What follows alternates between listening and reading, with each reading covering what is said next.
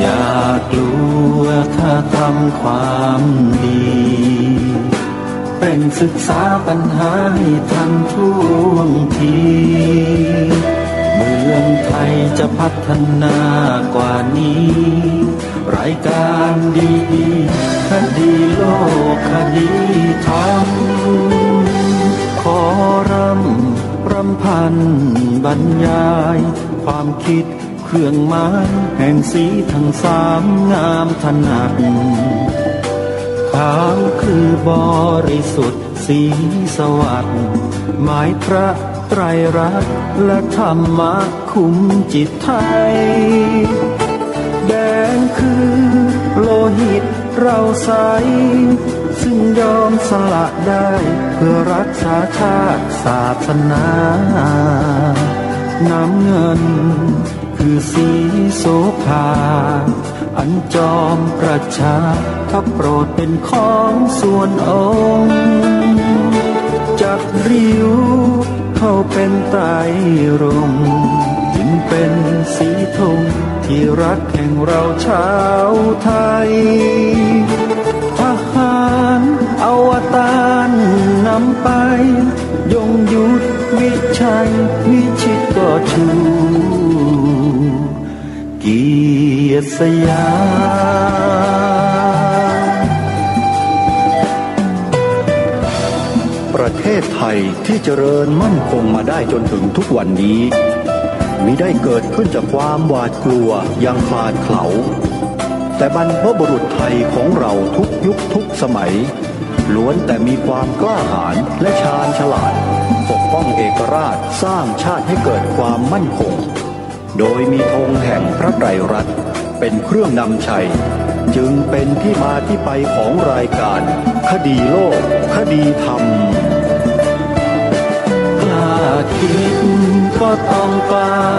ทำอย่ากลัวถ้าทำความดีเร่งศึกษาปัญหาให้ทันท่วงทีเมืองไทยจะพัฒนากว่านี้รายการดีคดีโลกคดีธรรมรายการดี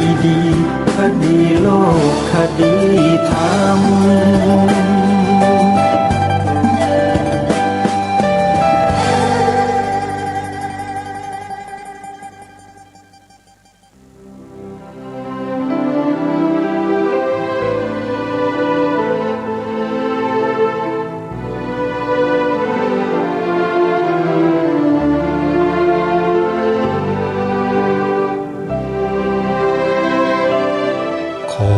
กราบถวายความนอบน้อมแด่พระรัตนตรัยถวายความเคารพพระมหาเถระพระเถรานุเถระทุกท่านขอความสุขความเจริญในธรรมจงบังเกิดมีแด่ท่านสาธุชนที่กำลังติดตามรับฟังรายการจากสถานีวิทยุแห่งนี้ทุกท่านขอนำท่านผู้ฟังเข้าสู่รายการคดีโลกคดีธรรม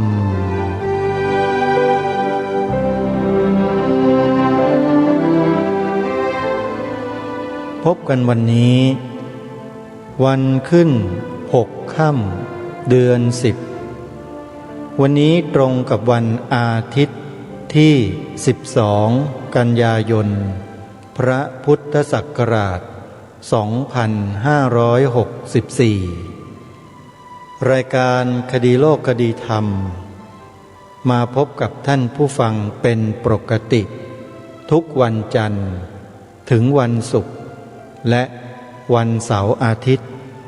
ทางสถานีวิทยุแห่งนี้ท่านผู้ฟังสามารถดาวน์โหลดแอปพลิเคชัน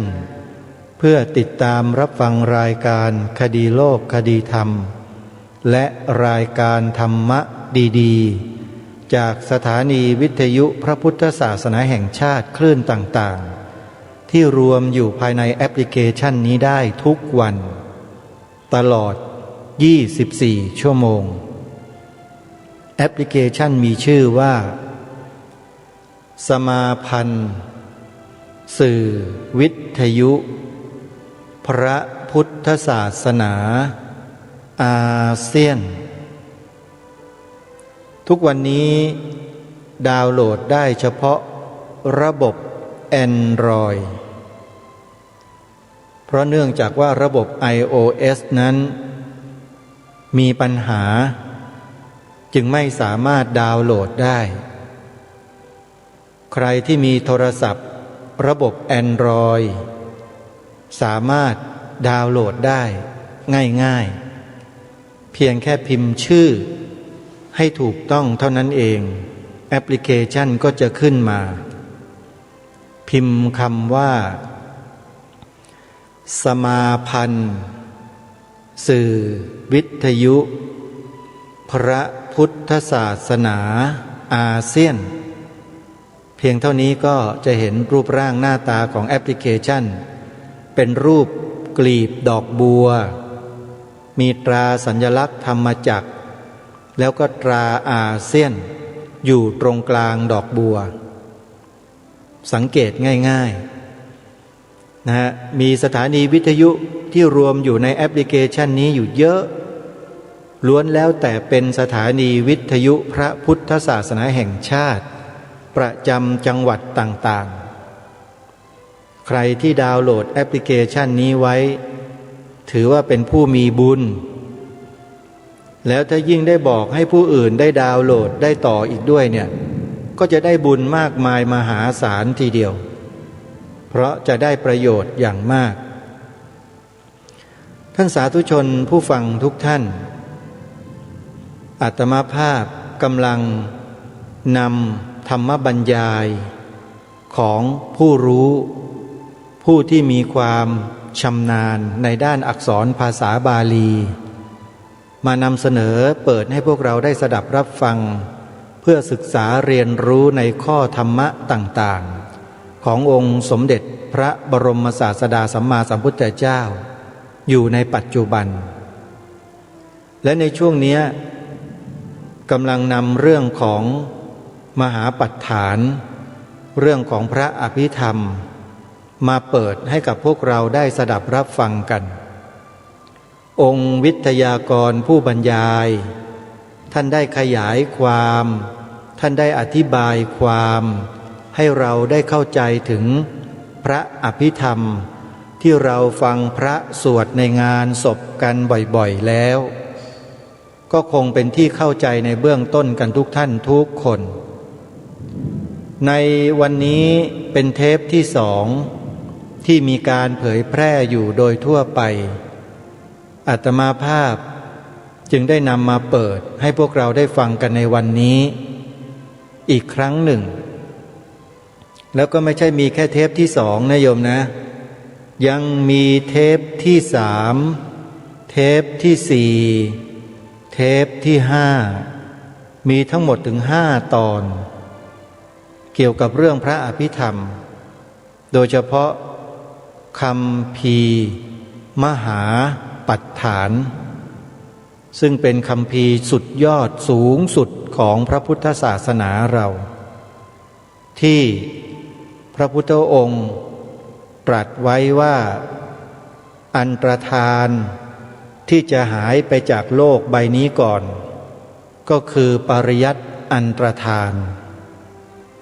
และในส่วนของปริยัติอันตรธานนั้นในส่วนของมหาปัฏฐานนี่แหละหายก่อนเพื่อนแต่ถ้าหากว่าเรายังได้ยินได้ฟังมีพระมีครูบาอาจารย์นำเรื่องมหาปัฏฐานมาออกอากาศมาเปิดมาบรรยายให้เราฟังอยู่ใจชื้นได้เลยว่ายุคเราเนี่ยพระปริยัติยังไม่อันตรธานไปไหนเลยยังอยู่แต่ว่ามนุษย์เราที่จะเอาใจใส่มาศึกษาเรียนรู้พระปริยัติธรรมนั้นน้อยลงนี่แหละเหตุแห่งการเสื่อมสลายอันตรธานของพระปริยัติธรรมในส่วนของมหาปัฏฐานเนี่ยก็จะเป็นมาอย่างนี้ละโยม คือไม่ค่อยมีใครสนใจฟังแล้วไม่รู้เรื่องฟังไม่เข้าใจเลิกฟังไปเลยนี่แหละเขาเรียกว่าปริยัติอันตรธานคือคนในยุคนี้ไม่อดทนไม่มีความเพียรพยายามก็เลยทำให้สิ่งดีๆเหล่านี้ค่อยๆเสื่อมสูญหายไปจากโลกเพราะไม่มีใครสืบต่อนั่นเองเพราะฉะนั้นเพื่อให้พระปริยัติธรรมอันทรงคุณค่ายังคงอยู่คู่โลกใบนี้ต่อไปพวกเราก็ช่วยกันฟังหน่อยเถอะนะโยมนะฟังเอาบุญกันก็ได้ถึงแม้ว่าจะไม่มีบุญไม่มีวาสนาจะมานั่งศึกษาเล่าเรียนเหมือนอย่างครูบาอาจารย์ท่านเนี่ยฟังไว้ก็ยังดีนำไปสาธยายด้วยตัวของเราเองได้ก็ยิ่งดีเลยเหตุปัจจโยอารัมมณปัจจโยอธิปติปัจจโยอนันตรปัจจโยสมันตรปัจจโยสาชาตปัจจโยเนี่ยเหล่านี้นะฮะปัจจัย24นะโยมที่พระท่านสวดงานศพกันบ่อยๆเนี่ยใครไม่รู้ไปกำหนดว่าบทสวดคำสวดพระอภิธรรมเนี่ยเป็นอวมงคลแม่ไม่รู้คิดกันได้ยังไงทั้งที่เป็นธรรมสูงสุดของพระพุทธเจ้าและรู้ได้ยากที่สุดและพระพุทธเจ้าจะมาตรัสรู้และมาทรงแสดงอภิธรรมคัมภีร์มหาปฐานเนี่ยไม่ใช่ว่าแสดงได้ทุกองค์นะพระพุทธเจ้าเนี่ยโยมจะแสดงได้ก็เฉพาะพระพุทธเจ้าที่เป็นปัญญาธิกะเท่านั้นคือยิ่งด้วยพระปัญญาเท่านั้นเองและเมื่อพระพุทธเจ้าผู้ทรงยิ่งด้วยพระปัญญาอุบัติขึ้นในโลกก็ทรงแสดงธรรมเหล่านี้ให้กับเหล่าสาวกผู้มีปัญญาส่วนมากได้รู้และเข้าใจแล้วก็ทรงไว้มาจนถึงเราวันนี้ที่เราได้ฟังกันเนี่ยถือว่ามีบุญมหาศาลเลยนะโยมนะคนในโลกใบนี้ตั้ง6-7 พันล้านคนไม่มีสิทธิ์ที่จะได้ฟังเลยแม้แต่นิดเดียวเขาไม่ฟังด้วยฟังไม่รู้เรื่องแต่วันนี้เรามีองค์บรรยายที่ท่านมีความรู้มีความเข้าใจแล้วก็ขยายความให้เราฟังได้เข้าใจร่วมกันด้วยจึงเป็นความโชคดีไม่รู้จะโชคดียังไงแล้วพวกเราเนี่ยอาตมาภาพก็เลยขอแบ่งปันความโชคดีนี้ให้กับท่านผู้ฟังทุกท่านที่มีความใส่ใจที่มีความสนใจเนี่ยได้สดับรับฟังสิ่งอันทรงคุณค่าสูงสุดในจักรวาลอันนี้ร่วมกันก็คือเรื่องของมหาปัฏฐานนั่นเองวันนี้เป็นตอนที่2เป็นเทปที่2ที่ท่านเจ้าคุณได้บรรยายไว้อาตมาภาพจะนำมาเปิดให้กับทุกท่านได้ฟังกันอย่าลืมบุญกฐินปีนี้นะโยมนะอย่าทิ้งครูบาอาจารย์อย่าทิ้งวัฒนธรรมประเพณีของพวกเราชาวพุทธทอดกฐินเป็นการบำรุงรักษาส่งเสริมสืบทอดอายุพระพุทธศาสนาประการหนึ่งใครมันจะพูดจะคิดยังไงก็เรื่องของมันเถอะมันจะว่าเรายังไงก็ช่างแต่เราต้องช่วยกันรักษาไว้ช่วยกันทำไว้ถ้าเราไม่ทำแล้วไม่มีใครทำอีกนะเพราะนั้นบุญกฐินปีนี้วัดไหนจัดทอดเมื่อไหร่อย่างไรโยมเป็นเจ้าภาพช่วยกันครูบาอาจารย์ในสายเผยแผ่ไม่ว่าจะเป็นวัดหนองกายวัดฝายหินวัดศรีอุดมวงศ์วัดป่าจริยธรรมวัดอารามมงคลวัดบ้านปลาคูนวัดป่าบ้านผือวัดสามชุกวัดธรรมปัญญารามบางม่วงอันนี้กฐินมหายานกำลังจะทอดเร็วๆนี้แหละวัดเขาปรีดีแล้วก็วัดอื่นๆที่ท่านทำงานเผยแผ่ทั้งหมดโยมทราบที่ไหนรู้ที่ไหนอย่างไรไปช่วยท่านนะปีนี้นะเอาละท่านสาธุชนในส่วนของอาตมาภาพเองตอนนี้กำลังมี ค่าใช้จ่ายเป็นจำนวนเกือบ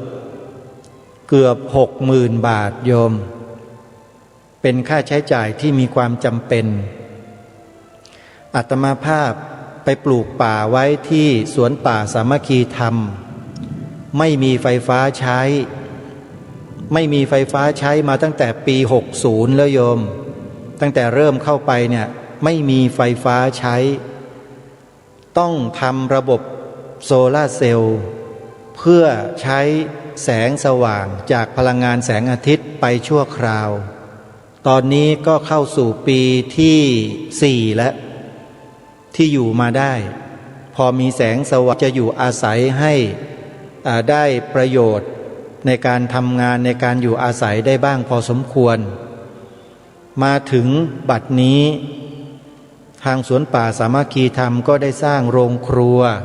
เสร็จแล้วอาคารที่พัก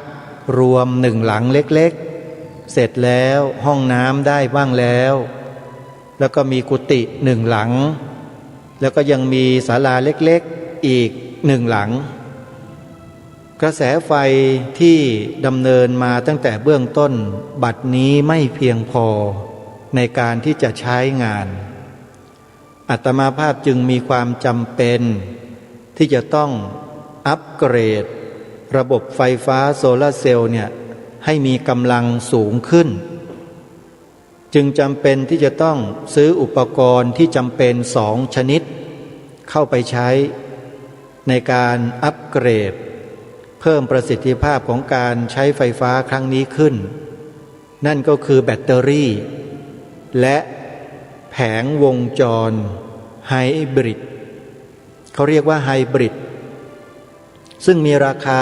พอสมควรทีเดียวงบประมาณที่ใช้นั้นอยู่ที่ไม่เกิน100,000 บาท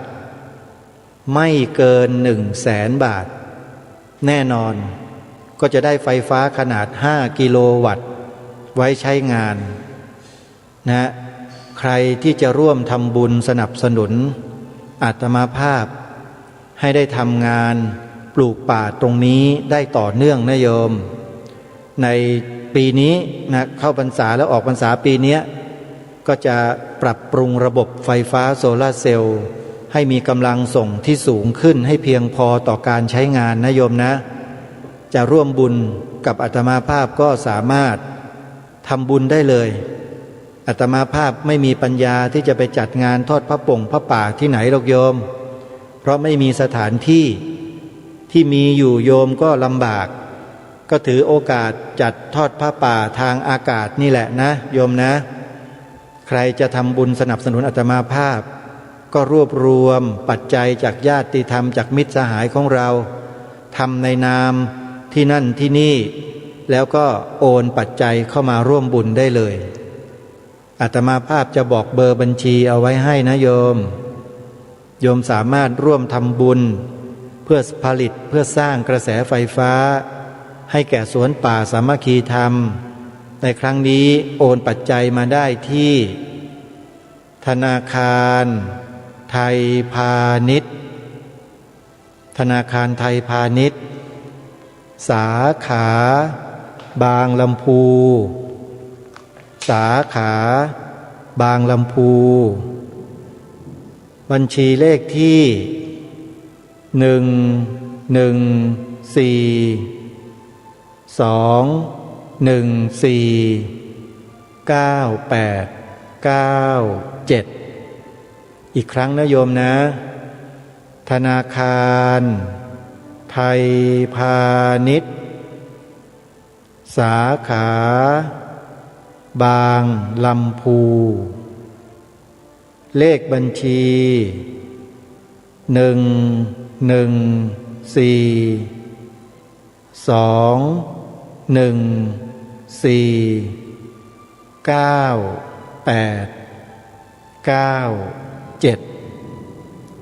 ขออนุโมทนาสาธุกับทุกท่านที่ร่วมบุญกับทางรายการกับอาตมาภาพเข้ามาอนุโมทนาบุญกับคุณโยมแม่จันพรหมมารักนะโยมนะร่วมบุญกับอาตมาภาพมาเมื่อวันซืนนี้เมื่อ 3-4 วันที่ผ่านมานะได้โอนปัจจัยเข้ามาร่วมบุญ 1,000 บาทขออนุโมทนาบุญเป็นอย่างยิ่งคุณโยมแม่จันพรหมารักษ์ฟังรายการอยู่ที่วัดอารามมงคลที่จังหวัดกาฬสินธุ์นะเป็นคนมีศรัทธามากอยากจะช่วยเหลือพระลูกพระหลานจังเลยแหละแต่เหตุปัจจัยบางอย่างก็ไม่เอื้อโยมแม่ก็ทำเต็มที่แล้วล่ะโยมแม่นะทำเท่าที่ทำได้นะอย่าไปฝืนนะทำได้เท่าไหร่เราทำเท่านั้นให้มีศรัทธามุ่งมั่นเถอะบุญกุศลนั้นแรงมากนะโยมขออนุโมทนาเป็นอย่างยิ่งถ้าหากใครจะโทรศัพท์เข้ามาสอบถามเรื่องระบบอัปเกรดระบบไฟฟ้าดังกล่าวนะโซลาร์เซลล์เนี่ยก็โทรมาคุยส่วนตัวที่อาตมาภาพได้ที่หมายเลขโทรศัพท์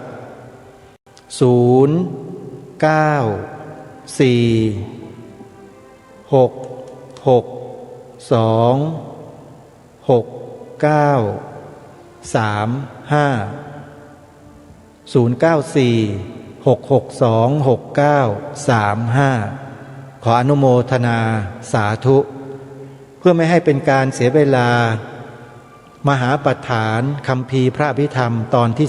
2รอพวกเราอยู่ในโอกาสบัดนี้เดี๋ยวไปติดตามรับฟังพร้อมๆกันได้ณบัดนี้ก็ขอเจริญสุขเจริญพรท่านคณบดีคณะกายภาพบำบัดแล้วก็ญาติโยมสาธุชนที่จะมาร่วมสาธยายพระอภิธรรมปิฎกทุกท่านในค่ำคืนวันนี้ในเย็นของวันนี้ก็จะมีการสาธยายพระอภิธรรมปิฎกก่อนที่จะสาธยายนั้นก็เนื้อหาของพระอภิธรรมปิฎกโดยเฉพาะญาติโยมสาธุชนที่ได้ไปฟังพระสวดพระสาธยายอภิธรรมนะซึ่งปกติแล้วอภิธรรมนี้เราคุ้นในขณะที่ไปฟังพระสวดอภิธรรมตามวัดต่างๆแต่วันนี้ก็จะได้มาไขปริศนาธรรมแล้วก็ให้ญาติโยมสาธุชนได้สวดสาธยายเองนะเพื่อได้เกิดประโยชน์ปกติแล้วอภิธรรมนี้ใช้เฉพาะเทวดาคือเทวดาฟังรู้เรื่องวันนี้ใครจะเป็นเทวดาบ้างจะได้ฟังรู้เรื่องนะคนที่เป็นเทวดาฟังรู้เรื่องก็คือในตอนที่เป็นมนุษย์นั้นได้เคยสะสมมาแล้วตอนเป็นมนุษย์เคยอ่านเคยศึกษาเคยสาธยายนะแล้วก็เคยลงมือปฏิบัติตามหลักของพระอภิธรรมพอเป็นเทวดาฟังแล้วก็เข้าใจนะเพราะฉะนั้นวันนี้ถือว่ามาเติมเชื้ออภิธรรมไว้ให้เพื่อว่าตอนที่เราไปเกิดเป็นเทวดาอยู่บนสวรรค์มีองค์พระสัมมาสัมพุทธเจ้ามาแสดงตอนนั้นเราก็จะได้เกิดความเข้าอกเข้าใจแล้วก็มีสิทธิ์ที่ได้บรรลุง่ายกว่ามนุษย์ด้วยอภิธรรมคัมภีร์แรกที่พระองค์ทรงแสดงก็คือคัมภีร์ธรรมสังคณีก็มีเทวดาบรรลุถึง12โกฏโกฏหนึ่งก็10 ล้าน120 ล้านนะแต่ในเมืองมนุษย์มีพระสูตรใดบ้างที่พระองค์แสดงแล้วเนี่ยคนได้บรรลุเป็นล้านยังไม่มีสูงสุดก็ 84,000 นะ30,000 บ้าง 84,000 บ้างนะในเมืองมนุษย์นะที่แสดงแต่บนสวรรค์นั้นบรรลุที120 ล้านนะหรือในช่วงแสดงพระสูตรแรกคือธรรมจักรกับวัฒนสูตรมนุษย์หนึ่งเดียวเท่านั้นได้บรรลุแต่เทวดาและพรหมได้บรรลุถึง18โกฏ180 ล้านทำไมเทวดาและพรหมจึงได้บรรลุมากเพราะตอนเป็นมนุษย์ได้ศึกษาได้ท่องบนได้สาธยายได้ลงมือปฏิบัติไว้แล้วนะเพราะฉะนั้นในส่วนตรงนี้ศรัทธาญาติโยมสาธุชนตอนนี้เรามาเติมเชื้อเอาไว้ก่อนนะวันนี้สาธยายไม่เข้าใจไม่เป็นไรนะเรียกว่ามาเติมเชื้อเอาไว้อย่างน้อยในอนาคตเนี่ยเราจะได้พอได้ยินกุศลาปุ๊บกุศลาหรือกุศลเนี่ยแปลเป็นภาษาไทยไม่นิยมแปลทำไมจึงไม่นิยมแปลเพราะถ้าแปลเป็นภาษาไทยโยมจะรู้อ้าวแปลอย่างนี้เองหรือกุศลเนี่ยนิยมแปลทับศัพท์ว่ากุศลถ้าแปลเป็นภาษาไทยล่ะแปลว่าอนามยะก็คืออนามัยกุศลก็ดีอนามัยก็ดีเป็นไวยพจน์ซึ่งกันและกันแปลเป็นภาษาไทยตรงๆว่าไม่มีโรค กุศลเนี่ยแปลเป็นภาษาไทยว่าไม่มีโรคเป็นศัพท์ไวยพจน์ใช้แทนกับอนามยะคืออนามัยอนามัยก็ดีกุศลก็ดีแปลว่าไม่มีโรคนะเพราะฉะนั้นเวลาเจอกันทักทายกันกุสลังเตอนามยังกุสลังเตอนามยังท่านสบายดีหรือนะเมื่อเจอกันเนี่ยนะเมื่อเจอกันพระเจอกันโบราณทักทายกันด้วยภาษาบาลีกุสลังเตอนามยังกุสลังเตอนามยังคุณสบายดีหรือท่านสบายดีหรือนะกัจจิขมันิยังพอทนไหวหรือนะกัจจิยาปนิยังพอเป็นไปได้หรือแต่ที่สำคัญก็คือกุสลังเตอนามยังท่านสุขภาพดีหรือนะอันนี้ก็คือเป็นการพอเจอปุ๊บถามก่อนเลยก่อนที่จะถามเรื่องอื่นกุสลังเนี่ยมีความสำคัญมากนะแต่กุสลังนี้ภาษาไทยไม่ยอมแปลออกศัพท์เลยแปลทับศัพท์ว่ากุศลพอกุศลเราก็นึกถึงต้องให้ทานต้องรักษาศีลต้องเจริญภาวนานะจริงๆคำว่ากุศลนี่ไม่มีโรคก็คือกุศลนั่นแหละนะแต่กุศลในทางพุทธศาสนามีกุศล2อย่างกุศลที่ไม่มีโรคทางกายและกุศลที่ไม่มีโรคทางใจโรคทางกายเกิดจากกรรมจิตอุตุอาหารทำให้เราเจ็บไข้ได้ป่วยโรคทางใจคืออะไรไม่ใช่โฮมซิกนะโฮมซิกเราบอกโรคทางใจโรคทางใจพุทธศาสนาคือกิเลสราคะตัณหาราคะโทสะโมหะที่เสียบแทงใจอันนั้นคือโรคทางใจนะโรคทางกายเกิดจากกรรมจิตอุตุอาหารเพราะฉะนั้นกุสลังเตอนามยังท่านสบายดีหรือก็คือโรคทางกายก็ไม่มีโรคทางใจก็ไม่มีนะอันนี้คือกุสลังกุศลเพราะฉะนั้นวันนี้เราจะได้สวดได้สาธยายพระอภิธรรมยากไหมยากที่สุดเลยนะยากที่สุดเมื่อยากที่สุดเอามาทำอะไรเนี่ยนะเอามาไขให้มันง่ายคือของลึกของละเอียดของยากเอามาทำให้ง่ายเพื่ออะไรเพื่อมนุษย์จะได้ประโยชน์ถ้าของมันลึกแล้วเอามาทำให้มันลึกอีกทำให้ยากอีกมันก็ไม่ได้ประโยชน์วันนี้ของลึกของยากของละเอียดเอามาทำให้ง่ายมาเปิดเผยนะมาบอกให้รู้มันแค่นี้นะจริงๆของลึกๆมันไม่ได้อยู่ที่ไหนอยู่ที่ไหนอยู่ที่กายของเรานะธรรมะที่ลึกซึ้งที่สุดไม่ได้อยู่ในคัมภีร์อยู่ที่ไหนอยู่ที่ร่างกายของเรายาววาหนาคืบกว้างศอกทำไมจึงบอกว่าลึกที่สุดเนี่ยคือตรงไหนวิญญาณขันธ์คือจิตใจทำไมจึงบอกว่าวิญญาณขันธ์ลึกที่สุดภาษาไทยก็บอกอยู่แล้วใจคนเนี่ยลึกเท่าไหร่ก็ยังไม่ถึงไม่มีอะไรลึกเท่าใจคนธรรมะของพระพุทธเจ้าเนี่ยลึกแต่อย่างได้ธรรมะของพระพุทธเจ้าเนี่ยลึกโดยเหตุเรียกว่าธรรมะคัมภีระลึกโดยผลเรียกว่าอัฏฐคัมภีระลึกโดยการรู้แจ้งแทงตลอดเรียกว่าปฏิเวทคัมภีระลึกโดยการแสดงเรียกว่าเทศนาคัมภีระอันนี้ความลึกของพระธรรมลึกโดยเหตุลึกโดยผลลึกโดยการรู้แจ้งแทงตลอดลึกโดยการแสดงอันนี้ความลุ่มลึกของพระธรรมแต่ลึกขนาดนี้อย่างถึงไหมอย่างถึงทำไมจึงอย่างถึงก็ลึกโดยเหตุก็สาวหาสาเหตุไปลึกโดยผลตรงๆผลต่อเนื่องคืออะไรลึกโดยการรู้แจ้งแทงตลอดเมื่อไรรู้แจ้งอริยสัจสี่นั่นแหละเข้าถึงแล้วความลึกของการรู้แจ้งลึกโดยการแสดงเมื่อไรสามารถเอามาถ่ายทอดให้ผู้อื่นเข้าใจได้นั่นคือเข้าถึงความลึกโดยการแสดงเพราะฉะนั้นธรรมะมีความลึกซึ้งกี่อย่างลึกโดยเหตุลึกโดยผลลึกโดยการรู้แจ้งแทงตลอดลึกโดยการแสดงลึกโดยเหตุเรียกว่าธรรมะคัมภีระลึกโดยผลเรียกว่าอัฏฐคัมภีระลึกโดยการรู้แจ้งแทงตลอดเรียกว่าปฏิเวทคัมภีระลึกโดยการแสดงเรียกว่าเทศนาคัมภีระธรรมะมีความลึกแค่นี้ลึก4อย่างแต่ลึกของใจคนยังไม่ถึงเพราะฉะนั้นสิ่งที่ลึกที่สุดเนี่ยเราอาจจะบอกธรรมะมันยากขนาดนี้อย่างอภิธรรมเนี่ยทำไมเราจะฟังรู้เรื่องไม่ต้องกลัวนะใจคนลึกอย่างไรเรายังพอเดาทางยังพออย่างได้แต่มันก็ยังไม่ถึงนะใจคนแต่ธรรมะลึกขนาดไหน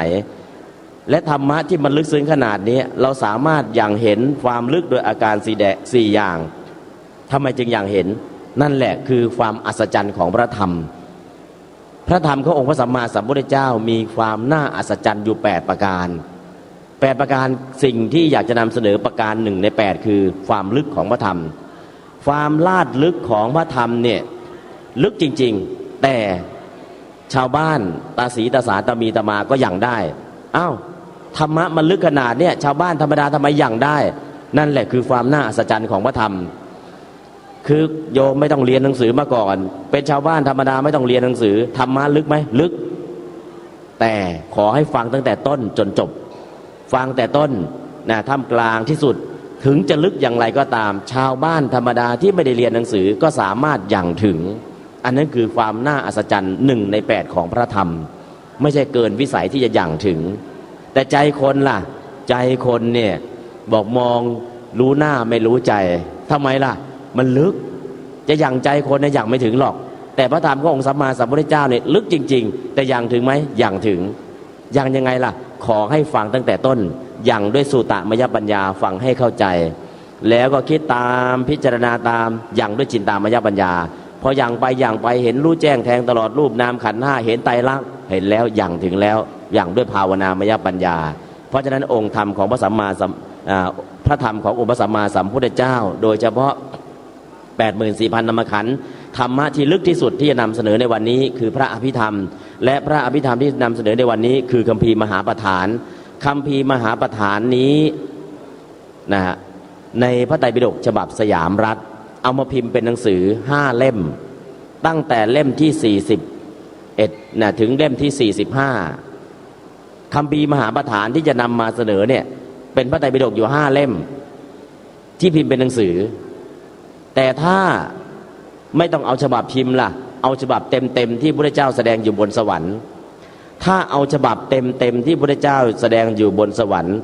จะต้องพิมพ์หนังสือพระไตรปิฎกเล่มขนาดเนี้ยคือคัมภีร์นี้คัมภีร์เดียวเนี่ยถึง3 ล้านเล่ม3 ล้านเล่มแต่วันนี้เราจะเห็นประฐานเพียงแค่5 เล่มพระไตรปิฎกฉบับสยามรัฐเล่มที่41ถึง45นั่นแหละคือคัมภีร์มหาปฐานอ้าวทำไมมากขนาดนั้นล่ะ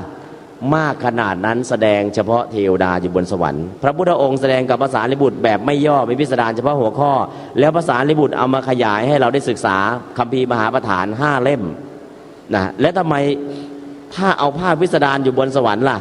พิมพ์หนังสือพระไตรปิฎกเฉพาะคัมภีร์มหาปฐานไม่สามารถพิมพ์ได้ที่พระองค์ต้องใช้สปีด128ก็เนื่องจากว่าปฐานเนี่ยลุ่มลึกมากๆละเอียดมากๆถ้าไม่ใช้สปีด128จบไหมไม่จบก็คือหนังสือ3 ล้านกว่าเล่มเนี่ยใช้เวลากี่วัน7 วันก็ตั้งแต่เหตุปัญโยรัมนาปัญโยติปปัญโยตนันตปัญโยตมันจำนะอัญญปัญโยนิเดวปัญโยปัญโยปริจารปัญโยปัญโยเดวปัญโยกรรมปัญโยกรรมปัญโยอินทรียปัญโยชาปัญโยกรรมปัญโยยุตปัญโยวิจารปัญโยปัญโยวิกรปัญโยวิกรปัญโยติก็คือสปีดเร็วมากเลยของมนุษย์เนี่ยเราพูดได้1 คำพระพุทธเจ้าตัดได้แล้ว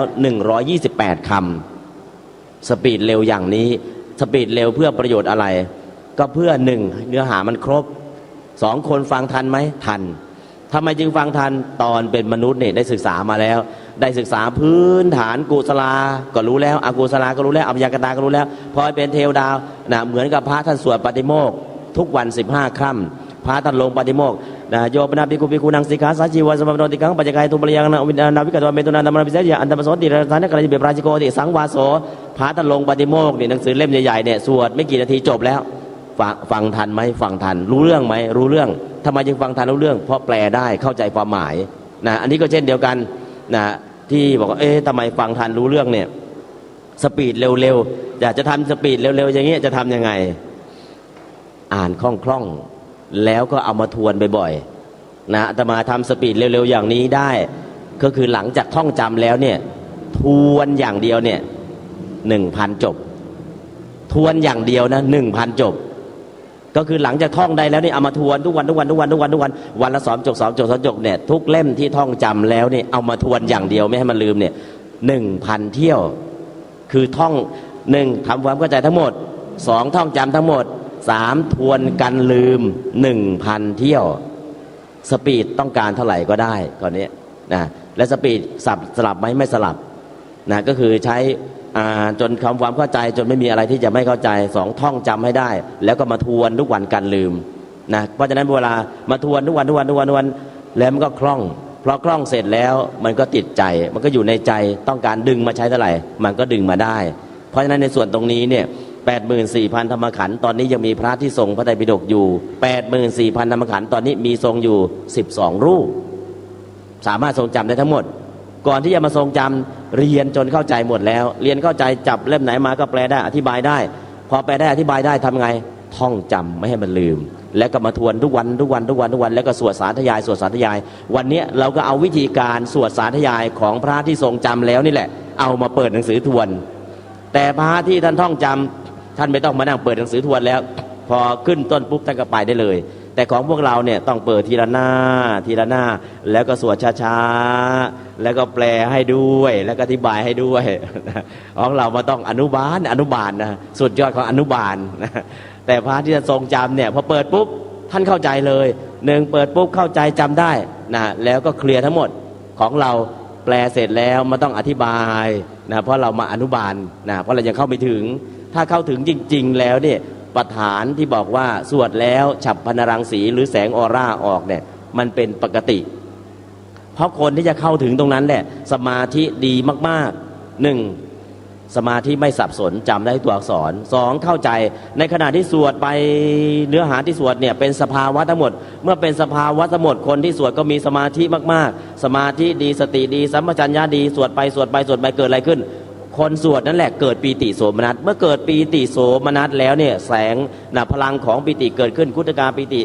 ปีติทราบซ่านกนิกาปีติชั่วขณะอุเพงคาปีติทำให้ตัวลอยได้โอกันติกาปีติยังลงทราบซ่านไปทุกสัดส่วนของร่างกายแล้วก็พรณนาปีติแผ่ไปจนทุกขุมขนของร่างกายจนถึงฌานภิญญาปีติ5ประการเกิดขึ้นเมื่อเกิดขึ้นแล้วแสงออกไหมแสงออกแสงออกเพราะฉะนั้นแสงออร่าของทุกคนมีอยู่แสงนี้ตอนนี้นักวิทยาศาสตร์จีนมีเครื่องมือตรวจแสงตรวจจับแสงออร่าให้กับทุกคนได้คือคนเนี่ยบางทีของอเมริกาก็มีเอาเครื่องมือมาจับปุ๊บอยู่ในที่มืดเนี่ยสามารถเห็นเลยตรงนี้มีสิ่งมีชีวิตจับแสงเอานะแต่ของจีนที่เขาทำอีกส่วนหนึ่งคือดึงแสงออกมาจากตัวคนเห็นชัดเจนเพราะฉะนั้นแสงนี้นะก็คือเกิดจากอะไรเกิดจากความที่ในร่างกายของทุกคนเราเนี่ยถ้าใครปฏิบัติวิปัสสนาจะมีวิปัสสนูปกิเลสคือโอภาสแสงสว่างเป็นอะไรเป็นวิปัสสนูปกิเลสปฏิบัติไปถ้าสมาธิมากๆเกิดอะไรขึ้นแสงออกเหมือนหิ่งห้อยกุฏิที่อยู่เนี่ยสว่างไสวหมดเพราะฉะนั้นแสงเหล่านี้เมื่อมีสมาธิมากๆมันเกิดขึ้นนะสมาธิสติเพราะฉะนั้นก็คือการที่เราจะสวดคัมภีร์มหาปฐานเนี่ยนะเนื้อหาที่มันลึกซึ้งละเอียดจนกระทั่งองค์พระสัมมาสัมพุทธเจ้าที่ยังลงในคัมภีร์มหาปฐานทำให้แสงฉับพรรณรังสีเปล่งออกจากพระวรากายอันนี้ก็เป็นสิ่งที่น่าอัศจรรย์แต่ถ้าสำหรับคนที่ทำประจำเป็นเรื่องปกติแต่คนที่ไม่เคยเห็นสวดยังไงเนี่ยจนกระทั่งแสงออกอันนี้คือฉับพรรณรังสีเพราะฉะนั้นในส่วนตรงนี้ฉับพรรณรังสีที่ออกเมื่อวานนี้ก็มีภาพให้ดูแล้วภาพฉับพรรณรังสีก็เป็นธงสัญลักษณ์ของชาวพุทธนานาชาติอันนี้ก็เป็นที่มาที่ไปเพราะฉะนั้นวันนี้ก่อนที่จะเข้าสู่เนื้อหาลึกๆของคัมภีร์มหาปฐานคือคัมภีร์มหาปฐานเป็นคัมภีร์ที่ลึกซึ้งละเอียดมากๆเมื่อเป็นคัมภีร์ที่ลึกซึ้งละเอียดมากๆแล้วเราจะบูชาคัมภีร์เนี่ยบูชาอย่างไรเพื่อให้เกิดประโยชน์สูงสุดซึ่งตอนนี้ก็มีหนังสือปฐานในชีวิตประจำวันหนังสือเล่มนี้แจกแต่รับรองได้ถ้าใครไม่เคยเรียนอภิธรรมอ่านจะไม่รู้เรื่องรับประกันว่าถ้าไม่เคยเรียนอภิธรรมเนี่ยจะอ่านไม่รู้เรื่องนี่คือคำรับประกันแต่ถ้าใครเคยเรียนอภิธรรมมาแล้วอ่านเข้าใจเป็นอภิธรรมประฐานในชีวิตประจำวันก็จริงแต่เนื่องจากว่าแปลยังไงก็ยังเป็นวิชาการอยู่ดีเพราะฉะนั้นประฐานที่แจกไปเนี่ยเก็บไว้ก่อนมีโอกาสได้ศึกษาแล้ววันใดวันหนึ่งอ่านแล้วจะเกิดความเข้าอกเข้าใจเพราะเป็นประฐานจะมี3อย่างประฐานชาวบ้านประฐานวิชาการประฐานนักปฏิบัติแต่ตอนนี้เรากำลังสวดสาธยายเป็นประฐานชาวบ้านประฐานชาวบ้านก็คือเอามาสวดแล้วจิตสงบนอกจากจิตสงบได้อะไรอีกได้ความปลอดภัยนอกจากได้ความปลอดภัยเกิดอะไรอีกโรคต่างๆที่อยู่ในร่างกายถ้าเราสวดเป็นประจำเลือดลมในร่างกายสะอาดหมดจดอันนี้ก็คือสิ่งที่เราจะได้แต่ที่สำคัญที่สุดถ้าสวดสาธยายคัมภีร์เล่มนี้เกิดความเข้าใจขึ้นมาวันไหน 84,000 ธรรมขันธ์ไม่ต้องกลัวเลยว่าจะเรียนอะไรไม่เข้าใจถ้าคัมภีร์นี้เข้าใจ 84,000 ธรรมขันธ์เข้าใจได้ทั้งหมด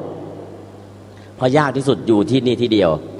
ยากที่สุดจริงๆเพราะฉะนั้นสิ่งที่ยากที่สุดเนี่ยก็จะได้นำมาเสนอแบบง่ายๆเพื่อให้เกิดความเข้าอกเข้าใจโดยเฉพาะก่อนที่เราจะสวดคัมภีร์มหาปฐาน คือซึ่งคัมภีร์มหาประธานนี้เกี่ยวกับช่วงตรงนี้ออกพรรษาไปไม่กี่วันออกพรรษาไปวันที่เท่าไหร่ยังวันที่12วันนี้วันที่เท่าไหร่แล้ว18ออกพรรษาวันที่12พรรษาที่7องค์พระสัมมาสัมพุทธเจ้าขึ้นไปแสดงอภิธรรมอยู่บนสวรรค์พรรษาที่7นะพรรษาที่7ขึ้นไปแสดงบนสวรรค์แล้วลงมาตรงไหนที่เมืองสังกัดสนครสังกัดสนครปัจจุบันนี้ยังมีอยู่ของจริง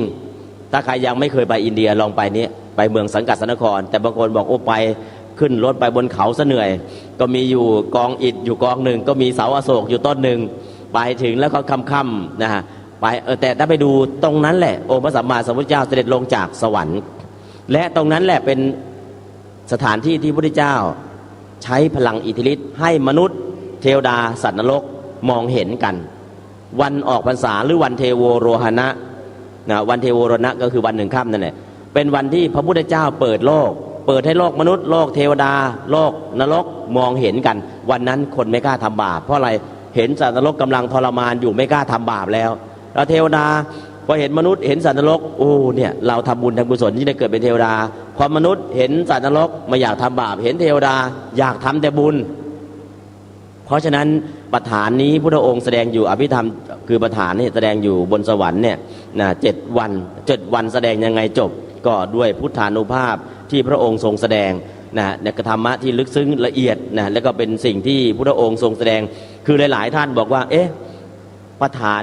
อภิธรรมเนี่ยพุทธเจ้าไปแสดงที่ไหนในมนุษย์พระพุทธเจ้าแสดงโปรดคนเดียวคือพระสารีบุตรเพราะฉะนั้นในคัมภีร์อภิธรรมปิฎกจะไม่มีคำว่าเอวเมสุตังเอวเมสุตังเอกังสมยังภควาสาวัตถิยังวิหารติไม่มีคำว่าเอวเมสุตังอ้าวไม่มีเอวเมสุตังแล้วที่มาที่ไปมายังไงล่ะที่มาที่ไปพระอานนท์ฟังมาจากพระสารีบุตรพระอานนท์เนี่ยได้ศึกษาจากพระสารีบุตรแล้วก็ต่อนะก็คือเป็นธรรมะล้วนๆแล้วพระสารีบุตรก็ขยายให้พระอานนท์ฟังเมื่อขยายพระอานนท์ก็ทรงจำทั้งหมดทรงจำหมดก็ขึ้นสู่สังคายนาเพราะฉะนั้นไม่มีการปรารภบุคคลใดบุคคลหนึ่งในการแสดงนะมีแต่เทวดาเท่านั้นเพราะฉะนั้นก็คำขึ้นต้นของพระอภิธรรมจึงไม่มีเอวเมสุตังนะและอีกอย่างหนึ่งก็คือหลายท่านยังสงสัยอภิธรรมปิฎกเป็นพุทธพจน์จริงหรือนะอันนี้ก็คือเป็นสิ่งที่หลายๆคนสงสัยเมื่อสงสัยแล้วเนี่ยคำถามที่เราจะต้องถามพรรษาที่7พระพุทธเจ้าไปจำพรรษาที่ไหนพรรษาที่1มีพรรษาที่2มีพรรษาที่3 4ที่5มีพรรษาที่6มีพอถึงพรรษาที่7พระพุทธเจ้าหายตัวไปไหนไปจำพรรษาอยู่บนสวรรค์ไปทำอะไรไปเทศโปรดเทวดา3 เดือนเต็มเพราะฉะนั้นอภิธรรมเนี่ยเป็นพระไตรปิฎกจริงนะแล้วก็เป็นของจริงนะแล้วก็ส่วนมากพระอภิธรรมนี้ เป็นธรรมที่แสดงสภาวะธรรมล้วนๆนะแล้วก็คนที่จะเรียนรู้เรียนเข้าใจก็คือบุญบารมีเก่าก็มีพอสมควรนะและบุญบารมีใหม่ตอนนี้ก็คือใครยังไม่เคยอย่างเช่นคนไทยไปฟังพระสวดอภิธรรมไปฟังพระสวดอภิธรรมแล้วได้อะไรหลายคนบอกไม่ได้อะไรเลยแต่จริงๆหารู้ไม่ว่านั่นแหละได้เหตุปัจจัยได้เหตุปัจจัยในอนาคตเนี่ยถ้ามีพระสัมมาสัมพุทธเจ้ามาอุบัติพุทธองค์แสดงอภิธรรมคนที่ได้เคยฟังพระสวดอภิธรรมแล้วจะเข้าใจหรือไม่เข้าใจก็ตามเมื่อไปได้ฟังพระสัมมาสัมพุทธเจ้าจะเกิดความเข้าอกเข้าใจเพราะในงานศพทุกครั้งที่เราไปเนี่ยได้ยินกุศลธรรมมาอ๋ออันนี้พูดถึงเรื่องขันธ์ห้านะถ้าเราทำความเข้าอกเข้าใจอย่างนี้ต่อไปได้ฟังบนสวรรค์มีสิทธิ์ได้บรรลุมรรคผลนิพพานเพราะฉะนั้นเนี่ยอภิธรรมเนี่ยยากก็จริงลึกก็จริงละเอียดก็จริงเป็นของที่เรียกว่าต้องใช้ความสามารถพิเศษในการศึกษาในการศึกษาจึงจะเกิดความเข้าอกเข้าใจและอภิธรรมที่เราจะศึกษาของยากเนี่ยจะทำยังไงให้ง่ายเนื่องจากมันเป็นของยากท่านพระอนุรุทธาจารย์เป็นพระเถระชาวลังกาก็เลยไปย่อความอภิธรรม7คัมภีร์เนี่ยย่อให้เหลือเล่มเล็กๆนิดเดียวย่อแล้วตั้งชื่อว่าอภิธรรมมัทธสังคหะอภิธรรมมัทธสังคหะนี่คือย่อความอภิธรรม7คัมภีร์ใหญ่7คัมภีร์ใหญ่ๆมหึมาเลยย่อให้เหลือนิดเดียว9ปริเฉดด้วยกันเมื่อย่อแล้วได้อะไรย่อแล้วคนเรียนรู้เรื่องนะเหมือนกับหนังสือเล่มใหญ่ๆเลยเนี่ยย่อความแล้วก็ทำเป็น PowerPoint คนก็นั่งมองอ๋ออย่างนี้เข้าใจอ๋ออย่างนี้เข้าใจถ้าไปอ่านหนังสือเล่มใหญ่ๆเนี่ยอ่านไม่รู้เรื่องเลยพอเขามาย่อให้แล้วก็ทำเป็น PowerPoint ทำเป็น Mind Map ขึ้นมานะฟังเข้าใจดูเข้าใจแบบเดียวกัน อภิธรรมปิฎกเนี่ยลึกมากละเอียดมากยากมากเพราะท่านอนุรุทธาจารย์พระเถระชาวลังกาไม่ใช่ชาวพม่านะพระชาวลังกาทำไมพระลังการูปนี้จึงเก่งพระไตรปิฎก 84,000 นามขันธ์ท่านจำได้หมดเข้าใจหมดแล้วก็หาเทคนิคอภิธรรมเนี่ยจะทำยังไงให้คนเรียนรู้ง่ายๆท่านก็คิดเทคนิคของมันยากเนี่ยทำไงทำง่ายๆดึงเนื้อหาจากอภิธรรม7คัมภีร์มาย่อเสร็จแล้วนี่เอามาจัดเป็นระบบเป็นหมวดเป็นหมู่ได้ถึง9หมวด9หมู่ด้วยกัน9หมวด9หมู่ย่ออภิธรรมปิฎกทั้งหมดเนี่ย 42,000 พระธรรมขันธ์เนี่ยย่อให้เหลืออภิธรรมมัทธสังหะเพียง9ปริเฉด9ปริเฉดนี้ญาติโยมสาธุชนถ้ามีเล่มนี้ความเป็นมาแห่งพระอภิธรรมนะทราบว่าทางชุมนุมไม่แจกก็ถ่ายเอกสารเอาแพงหน่อยถ้าใครอยากได้ก็ถ่ายเอกสารเอาเองนะอันนี้ก็มีอยู่นะถ้าใครต้องการถ่ายไว้นะ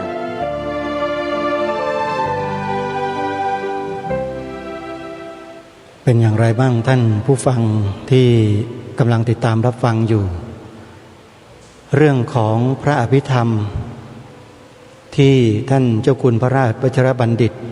ท่านได้บรรยายให้พวกเราได้ศึกษาได้เรียนรู้ในเบื้องต้นคงจะทำให้พวกเราท่านทั้งหลายที่เคยฟังสวดพระอภิธรรมกันอยู่บ่อยๆคงจะเริ่มมีความรู้ความเข้าใจในพระอภิธรรมในเบื้องต้นนี้เพิ่มขึ้นอย่างน้อยๆก็ให้รู้จักที่มาที่ไปของพระอภิธรรมให้รู้ว่าการเรียนการสอนพระอภิธรรมที่มีอยู่ในเมืองไทยในประเทศไทยของเราในปัจจุบันเนี้ยว่ามีที่มาที่ไปอย่างไรสรุปก็คือว่าท่านเจ้าคุณได้นำพาพวกเรามาทำความรู้จักพระอภิธรรมในเบื้องต้นยังไม่จบนะยังไม่จบแต่เวลาของรายการหมดลงเสียก่อนไม่เป็นไรพรุ่งนี้เดี๋ยวเรามาฟังกันต่อเนื่องฟังถึงตอนไหนจำไว้นะโยมคัมภีร์พระอภิธรรมที่มีเรียนอยู่ในประเทศไทยของเรานั้นพระอนุรุทธะชาวศรีลังกาท่านย่อความแล้วก็มาให้พวกเราทำมาให้พวกเราได้ศึกษากัน9ปริเฉดหรือ9ขั้นนั่นเองเดี๋ยวท่านเจ้าคุณจะได้มาอธิบายให้เราได้รู้จักในวันพรุ่งนี้วันนี้เวลาของรายการหมดติดตามรับฟังกันต่อในวันพรุ่งนี้ขอความสุขสวัสดีในธรรมแห่งองค์สมเด็จพระบรมศาสดาสัมมาสัมพุทธเจ้าจงปรากฏเกิดมีขึ้นในจิตใจของท่านผู้ฟังทุกท่านทุกคนเทินขอเจริญพร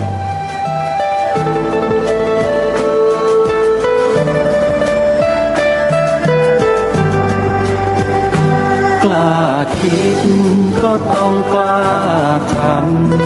ำอย่ากลัวถ้าทำความดีเป็นศึกษาปัญหาให้ทันท่วงทีเมืองไทยจะพัฒนากว่านี้รายการดีคดีโลกคดีธรรมขอรำพันบรรยายความคิดเครื่องหมายแห่งสีทั้งสามงามถนัดขาวคือบริสุทธิ์สีสวัสดิ์หมายพระไตรรัตน์และธรรมะคุมจิตไทยแดงคือโลหิตเราใส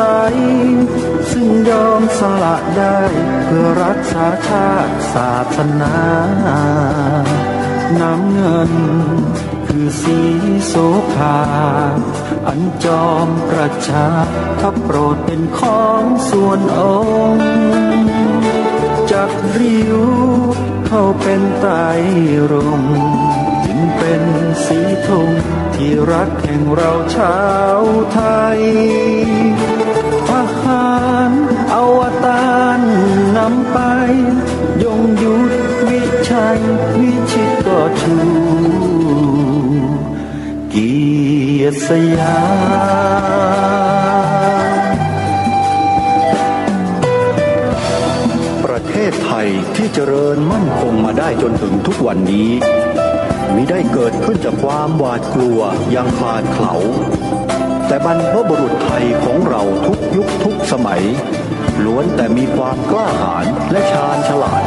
ปกป้องเอกราชสร้างชาติให้เกิดความมั่นคงโดยมีธงแห่งพระไตรรัตน์เป็นเครื่องนำชัยจึงเป็นที่มาที่ไปของรายการคดีโลกคดีธรรมกล้าคิดก็ต้องกล้าทำอย่ากลัวถ้าทำความดี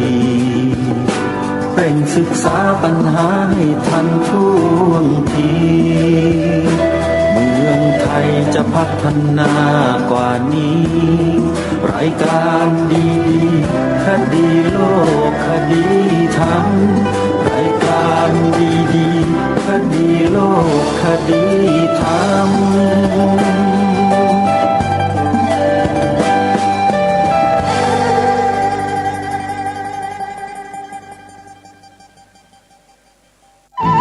ที่จบไปแล้วนั้นเป็นรายการคดีโลกคดีธรรมดำเนินรายการโดยพระครูปลัดณรงค์ฤทธิ์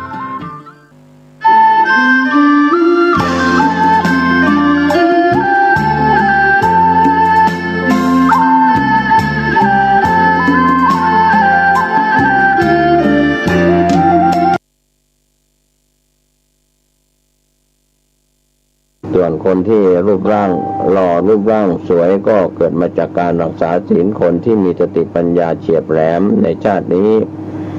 รูปไม่สวยไม่รวยไม่หล่อแต่ว่ามีปัญญาดีก็แล้วแต่ดังนั้นอานิสงส์ของการให้ทานรักษาศีลและเจริญภาวนาเจริญสมถกรรมฐานวิปัสสนากรรมฐาน